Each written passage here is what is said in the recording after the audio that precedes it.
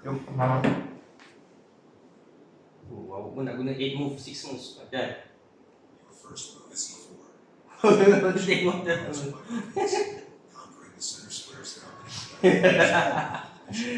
Aduh, awak Thalhah.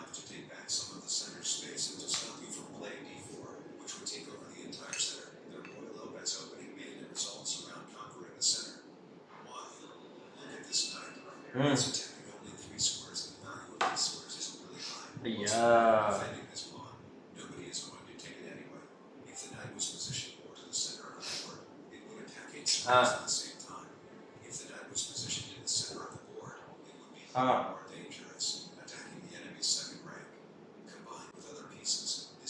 Tengok video dah cakap punya movement.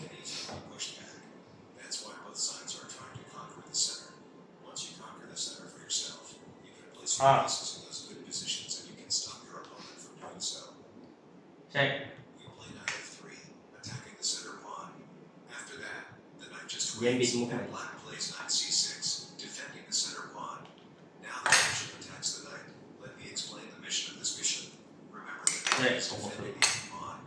Let's say they place on move like this. You can take the knight, removing the defense of the e pawn. Now you can take the pawn. But here's a problem. They just bring out the queen. There's no way to save both your knight and your pawn. You'll have to retreat your knight and your pawn is gone. So let's go back.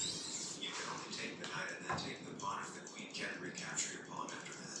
Later in the game, you might have a position like this. Your pawn is protected and you can safely execute your bishop's mission by taking the knight and then taking the pawn. So in a normal game, your bishop just sits here and waits. Once this pawn is in safety, you can execute the mission. Obviously, if your mission is attacked, you'll have to retreat it, maybe even twice. I don't think I need to explain why losing a piece is bad. One's mission is extremely simple. Let's talk about that. By the way, real quick, you just saved yourself a surprise moves. There are plenty of variations that differentiate by whether or not you should take a simple explanation of the same pawn replaces all that, and the mission is even simpler in my opinion. Make sure you subscribe right now. Salam. Make it as easy as possible. Magnus Irfi. Your mission is to go there. Lagi sekali. But you can also say Magnus Irfi lagi sekali.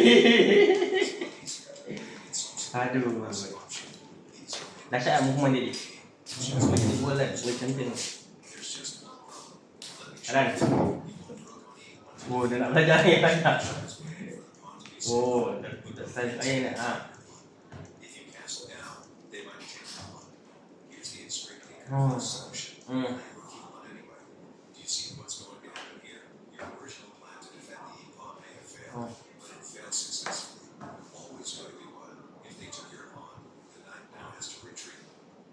Stares at the enemy king with a double attack pawn in between.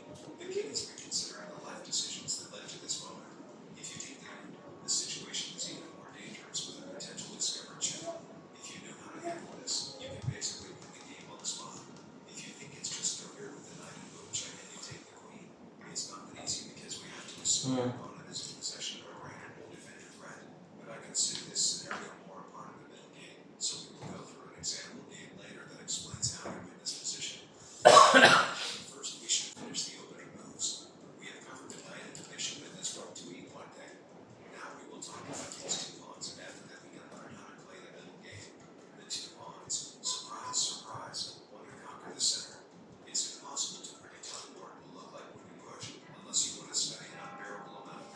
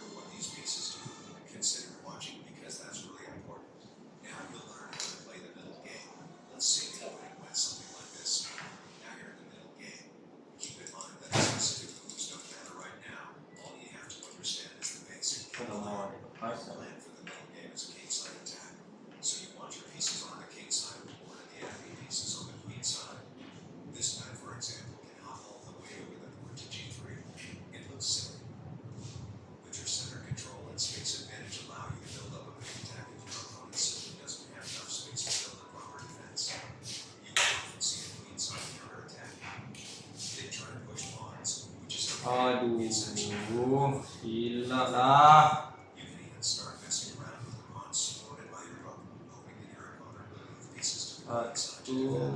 If they move pieces to the queen side, it will weaken their king side. That's just an option in case they don't initiate the queen side attack first. This mission really already is in a good position. Just leave it there until you find a good attack move. You'll see that in a second example game. So the quick summary is, all pieces attack king side. Pawn and rook mess around on queen side to distract your opponent. Let's move on to the example games. They will show you how to execute that game plan. These are the standard Roy Lopez opening moves. If you remember the mission of the bishop, it's now waiting for the pawn to be safe. And the pawn will be once the rook is on one. When black attacks with the knight, white castles anyway, sacrificing the pawn. And the rook goes to e1, black retreats. This bishop is under attack, but the main thing in this position is the e5. White takes e5 with the knight, and we end up with this dangerous situation.